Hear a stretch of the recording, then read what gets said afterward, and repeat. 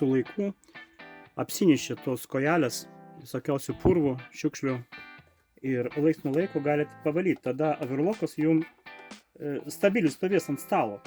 Šiaip tos kojelės kaip lipdo tą mašiną, amortizuoja vibraciją ir lipdo prie stalviršio, prie paviršių stalo. Tai tiesiog paima ten tiesiog muilo, kempinėlę, kokią ferį galite paimti, nesvarbu. Muilas paprastas. Ir išvalot. Ir tada mašina stovės stabiliai ir nejudės kartu su tuo gaminiu, kai siūnat. Apie tokią darbą klientas mano tai net ir nežino, kad mes darom tokią darbą. Nu va, prisilipdė.